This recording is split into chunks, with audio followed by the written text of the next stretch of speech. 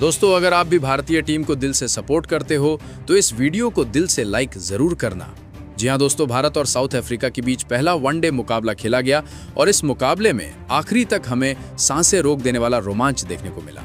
Match इस कदर कड़ा था कि साउथ अफ्रीका को जीत के लिए आखिरी 6 गेंदों में पूरे 18 रनों की जरूरत थी, जबकि भारत को सिर्फ 1 विकेट चाहिए था। जी दोस्तों, इस मैच का आखिरी ओवर इतना रोमांचक था कि अंतिम गेंद तक दिल की धड़कनें तेज रहीं।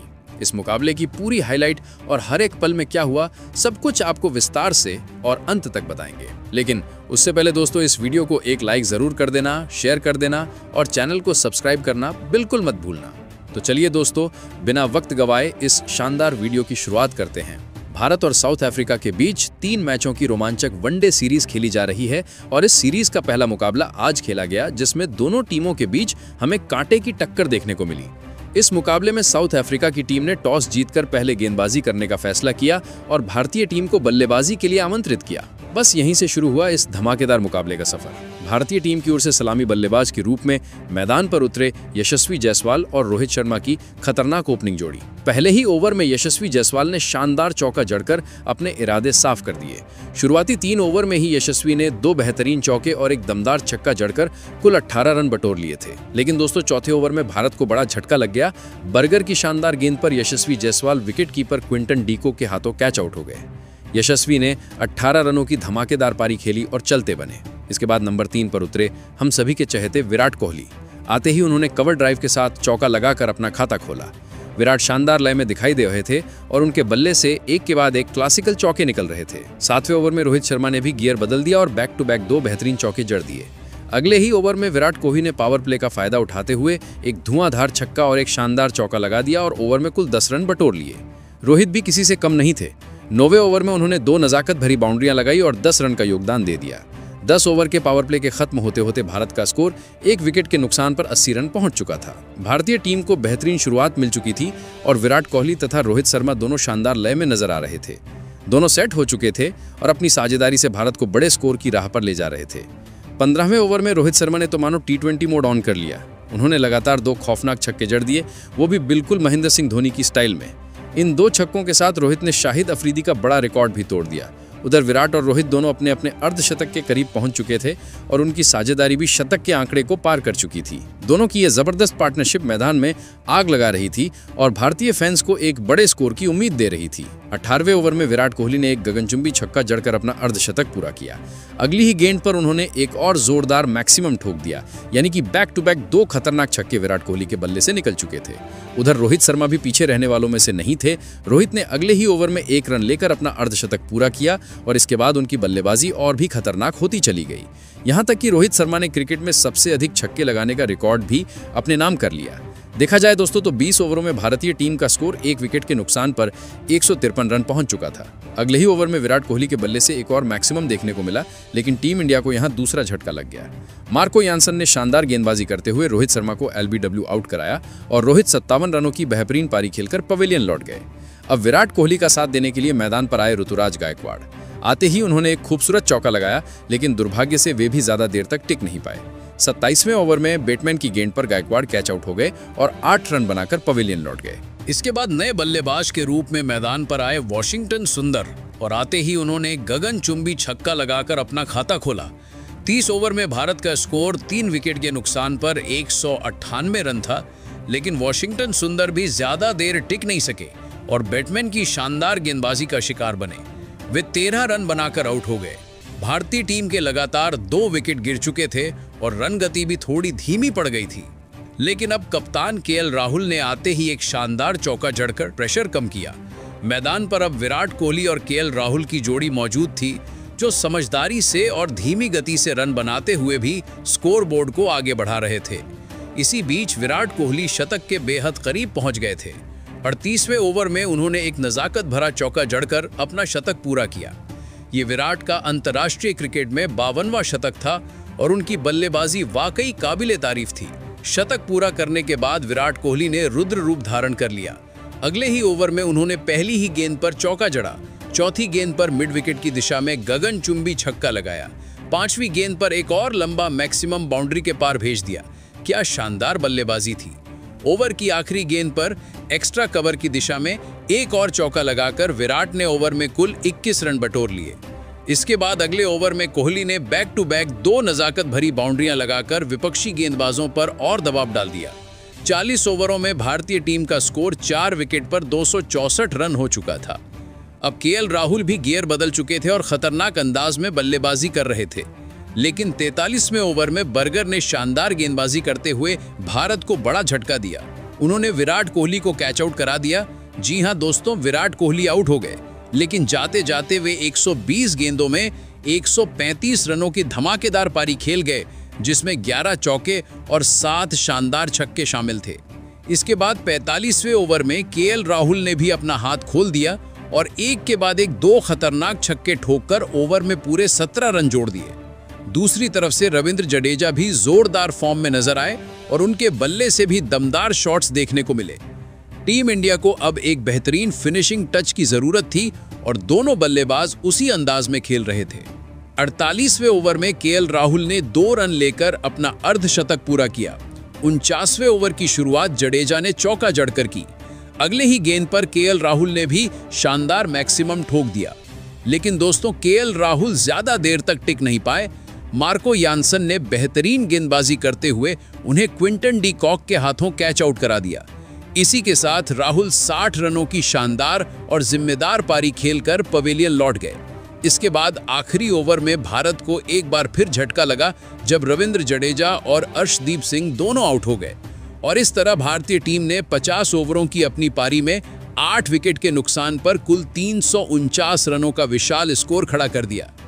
अब दोस्तों, साउथ अफ्रीका के सामने 350 रनों का बड़ा लक्ष्य था। इस लक्ष्य का पीछा करने के लिए साउथ अफ्रीका की ओर से ओपनिंग करने मैदान पर उतरे एडन मार्करम और रायन रिकेल्टन।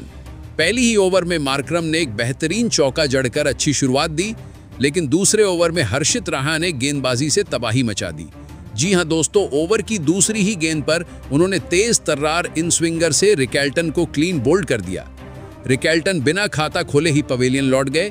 इसी ओवर में हर्षित राणा ने चौथी गेंद पर क्विंटन डी कॉक को भी नहीं टिकने दिया।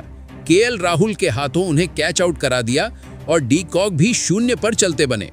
5वें ओवर में अर्शदीप सिंह भी पीछे नहीं रहे। उन्होंने कप्तान एडन मार्करम को केएल राहुल के हाथों कैच आउट करा दिया और मार्करम सिर्फ 7 रन बनाकर पवेलियन लौट गए। नए बल्लेबाज के रूप में आए जॉर्ज ने आते ही एक शानदार चौका मारकर अपना खाता खोला। इस समय साउथ अफ्रीका का स्कोर सिर्फ 15 रन था और 3 विकेट गिर चुके थे, लेकिन अगले ओवर में मैथ्यू ब्रिक्स और जॉर्ज दोनों के बल्लों से लगातार बाउंड्री देखने को मिली। 7वें ओवर में मैथ्यू ब्रिक्स ने अर्शदीप सिंह की जमकर खबर ली। एक ही ओवर में उन्होंने लगातार 3 चौके जड़ दिए और ओवर में पूरे 12 रन जोड़ दिए। दूसरी तरफ जॉर्ज भी तेजी से रन बना रहे थे और दोनों बल्लेबाज मिलकर पारी को संभालते दिखे। 10 ओवर के पावर प्ले तक साउथ अफ्रीका 3 विकेट के नुकसान पर 47 रन बना चुका था। अगले ओवर में जॉर्ज ने एक और शानदार चौका लगाया।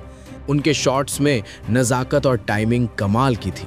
मैथ्यू ब्रिक्स भी उनका बखूबी साथ देते रहे, लेकिन 15वें ओवर में कुलदीप यादव ने शानदार गेंद डाली और जॉर्ज को एलबीडब्ल्यू आउट करा दिया। जॉर्ज 39 रनों की खूबसूरत पारी खेलकर पवेलियन लौटे। अब मैदान पर नए बल्लेबाज डीवॉल्ट ब्रेविस आए। अगले ही ओवर में मैथ्यू ब्रिक्स ने एक गगनचुंबी छक्का लगाया और दिखा दिया कि वे कितनी बेहतरीन लय में हैं। इसके बाद ब्रेविस का शो शुरू हुआ। ब्रेविस ने रविंद्र जडेजा के ओवर में लगातार 2 बेहद लंबे और खतरनाक छक्के जड़कर मैदान में तहलका मचा दिया। इसके बाद 20वें ओवर में ब्रेविस के बल्ले से एक और खूबसूरत चौका और एक शानदार नज़ाकत भरा गगनचुंबी देखने को मिला। 20 ओवर में साउथ अफ्रीका की टीम 4 विकेट के नुकसान पर 123 रन बना चुकी थी। विकेट लगातार गिरते जा रहे थे, लेकिन बल्लेबाजी की रफ्तार रुकने का नाम ही नहीं ले रही थी। मगर आखिरकार टीम इंडिया को बड़ी सफलता दिलाई हर्षित राणा ने। 22वें ओवर में हर्षित राणा ने ब्रेविस को ऋतुराज गायकवाड़ के हाथों कैच आउट करवाया, जहां डिवाल्ट ब्रेविस 37 रनों की धुआंधार पारी खेलकर पवेलियन लौट गए। हालांकि नए बल्लेबाज मार्को यानसन ने आते ही एक खूबसूरत चौका जड़कर अपना खाता खोला। इसके बाद मैथ्यू ब्रिक्स ने भी शानदार चौका लगाकर अपना अर्धशतक पूरा कर लिया। मैथ्यू ब्रिक्स की ये पारी वाकई काबिले तारीफ रही।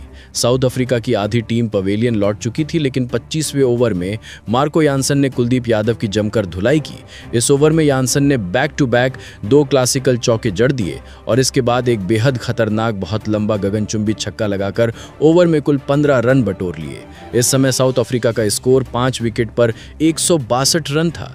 मार्को यानसन शानदार तूफानी अंदाज में बल्लेबाजी कर रहे थे। अगले ही ओवर में प्रसिद्ध कृष्णा को यानसन ने बैक टू बैक 2 बेहद खूबसूरत और खतरनाक छक्के जड़ दिए और ओवर में 15 रन और जोड़ दिए। भारतीय गेंदबाजों के चेहरे पर निराशा साफ दिखने लगी थी। 29वें ओवर में यानसन ने एक खूबसूरत चौका लगाया और मात्र 26 गेंदों में अपना अर्धशतक पूरा कर लिया। मैथ्यू ब्रिक्स और मार्को यानसन के बीच शतकीय साझेदारी भी पूरी हो चुकी थी। 30वें ओवर तक साउथ अफ्रीका के 5 विकेट गिर चुके थे और स्कोर 206 रन पहुंच चुका था। 31वें ओवर में मार्को यानसन ने अर्शदीप सिंह को भी नहीं बख्शा। बैक टू बैक 2 पावरफुल और क्लासिकल चौके ठोक दिए। यानसन किसी भी हालत में रुकते हुए नहीं दिख रहे थे और भारतीय गेंदबाज भी उन्हें रोकने में नाकाम साबित हो रहे थे। लेकिन 34वें ओवर में कुलदीप यादव ने मैच को पूरी तरह बदल दिया। ओवर की पहली ही गेंद पर उन्होंने मार्को यानसन को रविंद्र जडेजा के हाथों कैच आउट करा दिया। यानसन 39 गेंदों पर 70 रनों की धमाकेदार पारी खेलकर वापस लौटे और दोस्तों अगली ही गेंद पर कुलदीप ने बड़ा से बड़ा सेट बल्लेबाज मैथ्यू ब्रिक्स को भी विराट कोहली के हाथों कैच आउट करा दिया। ब्रिक्स 72 रनों की शानदार पारी खेलकर आउट हुए। 2 बड़े विकेट गिरते ही ऐसा लगा कि मैच अब भारत की मुट्ठी में आ चुका है। अब मैदान पर नए बल्लेबाज कार्बन बॉश और सुब्रायन मौजूद थे। 35वें ओवर में बॉश ने एक चौका लगाया। अगले ओवर में बॉश ने एक और बाउंड्री जड़ दी।